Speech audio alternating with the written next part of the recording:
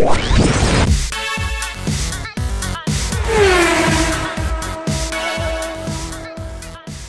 and welcome to the Warrior Nation F1 League podcast. How you doing? My name's bowfar, and I'm joined as ever by Monsieur La Ollie. Hello.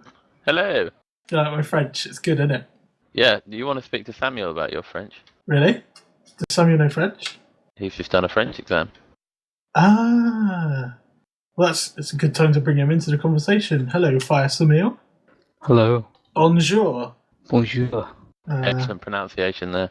It's très bien. You can't use half English and half French. Yes, I can. C'est très bien. C'est difficile. Okay. Here's some French for you. Comment dit-on Ollie smells really bad en français? Right. Comment dit-on is how do you say? I'm not that good at French. Okay. I thought you might have been. I only just started taking it as my main subject this year. Fair enough. Teachers like it if you talk to them in French, though. Yeah. Which sucks for the rest of us because we don't know French. That's why we're learning it. Like I said on the forums, you don't need to learn French. Everyone speaks English. So true. So last week last Sunday anyway, we were at the Circuit of the Americas in the US of A. How'd you like that track, Ollie? Track? Oh, the track. Yeah. I thought you were talking about music then, some song. No. Yeah, I really enjoyed the track. I spent a lot of time practicing, and in hindsight, it was a waste of time. But I did like the track. What do you think of the track, Samuel? Oh, I think it's one of the best new tracks they've added to the calendar recently. It's apart from the tyre wear, I think it's got the best corner. It's got a bit of every single track, so really tested driver skill on that track. It's a fair comment. Yeah, It's I alright. definitely agree with you for the tyre wear. So the main talking point, I guess, of the week was probably the new penalty system that was introduced. Now, Samuel doesn't really, have much to do with it. I don't get into too many fights on the track. But one man who does is Ollie. Yes. Let's go through them, shall we? Okay. Ollie, turn 1, collision with bowfar, that's me. Incident caused through overcrowding and late braking had a knock-on effect for other drivers collecting penalties through forced avoidance. 1 point warning. Your response, please, Ollie. Well, in my defence, I thought I was slightly ahead of you coming into the corner. I think we're probably about level. I did find that you took the corner very wide, which is why I sort of shouted on comms or shouted at you on comms, which is why I sort of went into you because I took the corner. I was wide anyway, so I took the corner wide, and you were even wider. So yes, that's why I went into you. But I can kind of understand the reason why I got the point in that people had to take avoiding action, which then gave them penalties. So, what did you think of it, Samuel? Well, I didn't really see the incident very much, but I do think the penalty system is definitely a good addition to the league because it will definitely start to make drivers more aware if they aren't already. And I think it's part of shite. Well, anyway, I still think it's a good idea. Okay, next one on the list of the reported incidents and rulings is Ollie. Collision with Stephen. Let me read this out because it's quite funny. Incident was as a result of Stephen braking to control a brake in traction. Ollie did not take clear avoiding action with enough space and time to react. Continued at pace over the inside of the corner over grass, hitting Stephen hard as he went through. Deemed unnecessary to force the pass as Ollie had DRS available for the straight. No malice, but 1 point warning issued as a caution to be aware of the driver in front space when following a slower car. Do you want me to respond? Go on then. Basically, I didn't quite expect Steve to be that bad on the brakes coming into that corner. I thought I did the best I could. I cut in front, inside him, and that's what happened. I didn't spin him off. He kept on the racing line and he continued in a straight line. Okay. I almost think I did him a favour because otherwise he would have spun out because he was trying to collect the back end. I mean, this incident was shown in the edit that you did for the race, the highlights of the race, Samuel. What did you think of it? Well, I think it's just one of those racing incidents Stephen did break for the corner in kind of an odd fashion, I'd say, and Ollie was left to either go wide on the outside or cut down the inside, which could have caused a very serious incident. So it's kind of on two sides of the argument on that incident, but I definitely think maybe it should have been slowed down a bit more for that corner, but I suppose it happened, racing incident. I think that's what it should have put down to, really, a racing incident rather than a penalty, but that's from my point of view. Yeah. They normally do, don't they, racing incidents? Okay, and the next reported incident and ruling is for Ollie again. Probably the most important one. Ollie's collision with bowfar, that's me. I will read this out as well. Ollie attempted an aggressive lunge at the end of the DRS straight after losing the place to bowfar under DRS on the straight. Ollie outbraked himself into the corner and completely spun out bowfar. This lost bowfar a further position and was detrimental to the health of his tyres. 1 point warning for aggressive overtaking issues. In my defence, again, I did not intend to brake so late. It was an accident. I can't say why I did. I just broke too late. And again, same as Stephen, I didn't know where to go, so I just put it where I thought was a good idea. And I hit you bowfar. And I think I've watched the incident and the following carnage, if you will, that follows. And if it would have been less damaging for you bowfar if you were aware of the fact that your tyres would have been red hot, which is why you went spinning around the next few corners. Oh, I see. So, I mean, I'm accepting the penalty, but I'm not. I have disputed the fact that I will get a further penalty for it because I was penalised in the race, and I did make a mistake. Yes, you did, but it's fine. I forgive you. Thank you. Next, we move on to Gaza. An aggressive overtake on bowfar. Me again. I seem to be coming up in a lot of these. Just your car's red and it makes everyone angry. Maybe so. So at the end of the DRS straight, Gaza tries to come back at bowfar but massively outbrakes himself, causing bowfar to take avoiding action and loses time to the car ahead.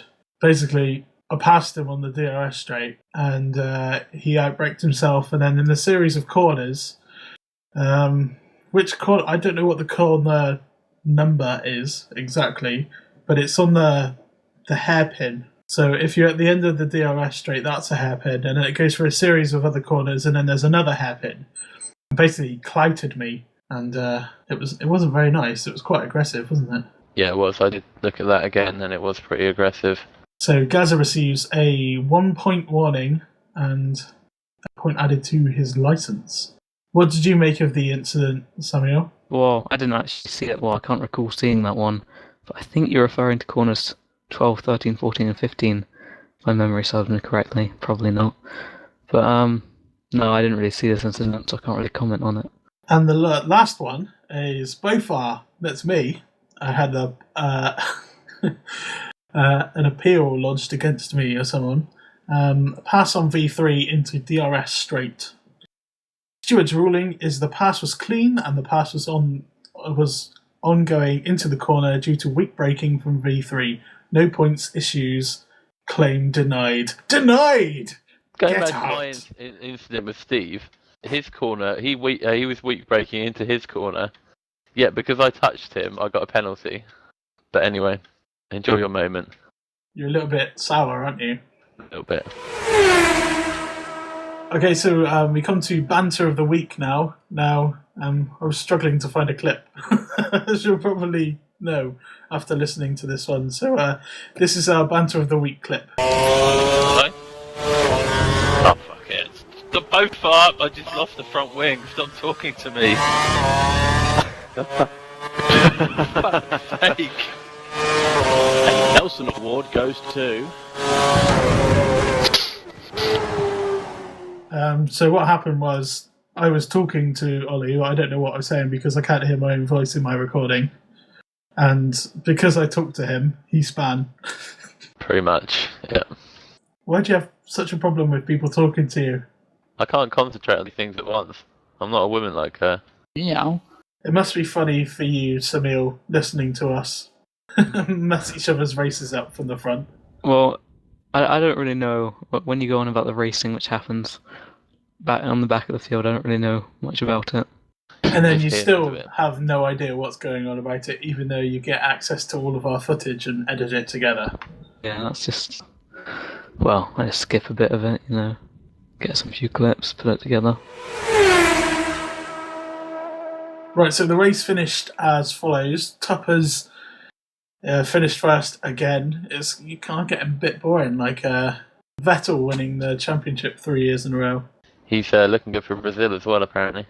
Yeah, he always looks good for every race. Yeah, true. Anyway, moving on. Our own Fire Samil there finished second. A good race from you.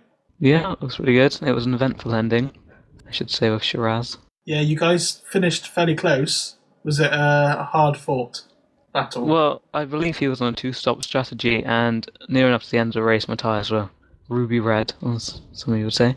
And I think we come around to the last corner, and he hit me just a little bit, but I think I was being a bit defensive. Last corner of the last lap. I think you do go a bit defensive when someone's trying to overtake you.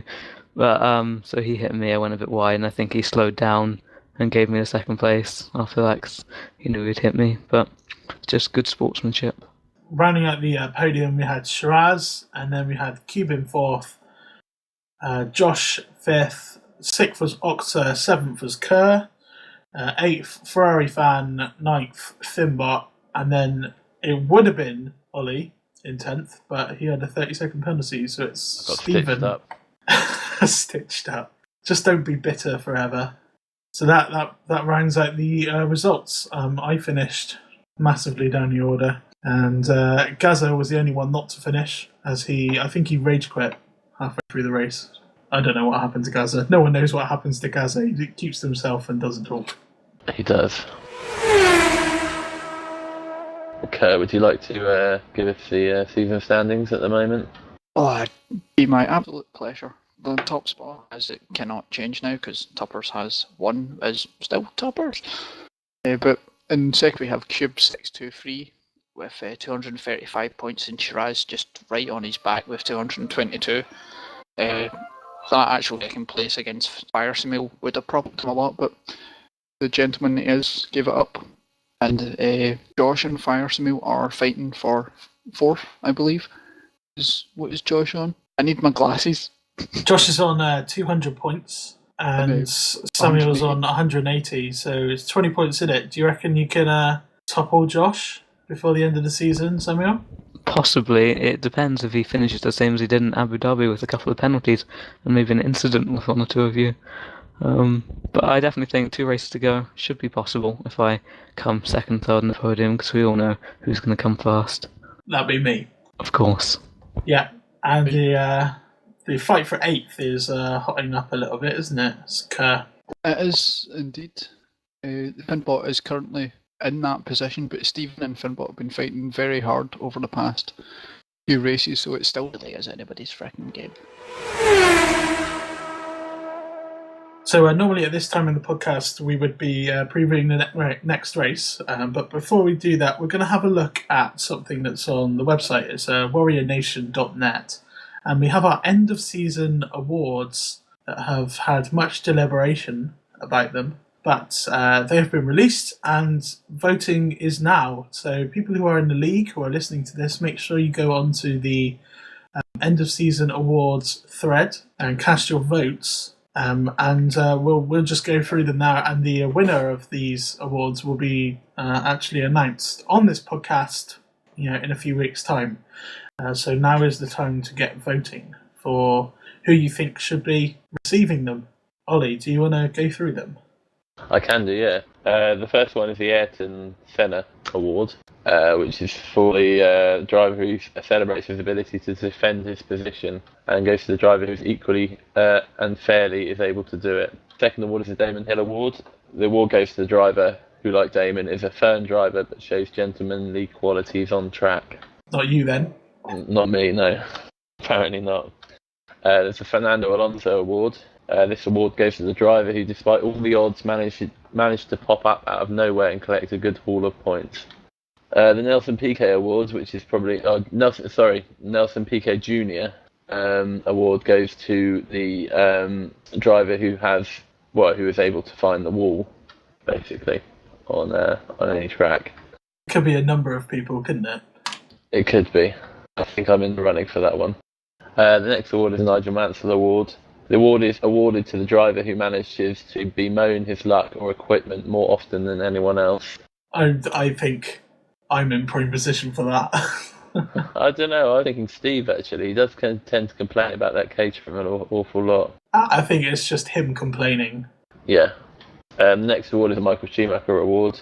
Michael Schumacher has made a habit out of being a difficult driver to overtake and more often than not towed the lines so closely many thought on numerous occasions he went more than over. This award is for the driver who so perilously does the same. And the last award, I think this is pretty tied up, to be honest.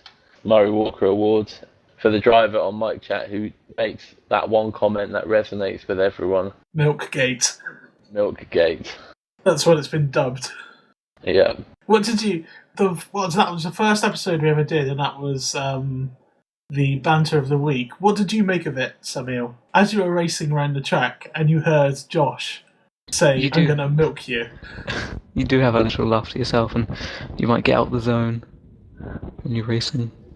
Are there any awards that you are looking to try and bag yourself? Personally, I think the Damon Award, because I do pride myself on my gentleman-like racing. Yep, so do I. So these awards are available to vote on. You just need to go to warriornation.net on the forum and look for the back marker end of season awards thread, and you can post your votes there. So good luck to everyone, and hopefully in a couple of weeks we'll be able to tell you some results and give out some awards. Right, so the next race is... where is it? Oh, it's Brazil, isn't it? I forgot what it was then. It's Brazil, at Sao Paulo track. It's Interlagos. The Grand Premier Petrobras do Brazil. It's got about 10 different names, that track. So, what are people's paces going to be like, do you think? Who's in prime position? Well, we can't go too long without mentioning Tupper's name, can we? No, he is Speed Freak, I think, is a fair way to describe him. Do you think you'll be challenging for the lead, Samuel? I would like to think so, but this track, again, I love this track, but tyre wear is going to be a huge issue for me. Is that because of the way you set your car up, or just because tyre wear is an issue for you generally? I think it's just, I guess, my driving style. I guess everyone's driving style kind of does affect the tyre wear, but I don't think my setup's too aggressive, because recently in the past, when I did 25% races, I would make it so there's a lot of turn-in, so it was quite sensitive. But like in the league race, I tried to make it so it's not so sensitive, so I can have better tyre wear, but it never seems to work for me. I don't think, for me anyway, tyre wear is a great issue because the tyres still seem to work when they're red on Brazil, I found. Yeah, especially on the primes. So you don't predict that there will be any two stops? I don't know. I think it depends if you want to get on like kind of pole or not, because as we've seen the last two practice sessions, there's been an incident or two on the first corner. So I think getting a high qualifying position will really help for the race. What do you think, Kerr? I will be doing a two-stop. Ooh. Ooh, straight out there. I will be doing a two-stop. Is that a red herring, though? Ooh.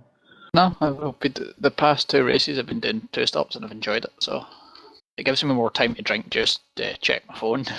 That popular. Right, so that's all we have time for on this episode of the podcast. But we do hope that you will join us for the race and for the next podcast next week. So in the meantime, between now and then, if you're interested in joining the league or joining our GP2 season, league, I think, how many places are there? Do you know? There are about 8 places left. So, but they're filling up quite fast. So if you are interested in racing with us next season, then go along to warriornation.net and have a look at the F1 League. And you'll find all the information you need there. So until next time, it's goodbye from all of us, and we'll see you again. Bye. Bye-bye. Goodbye. Bye.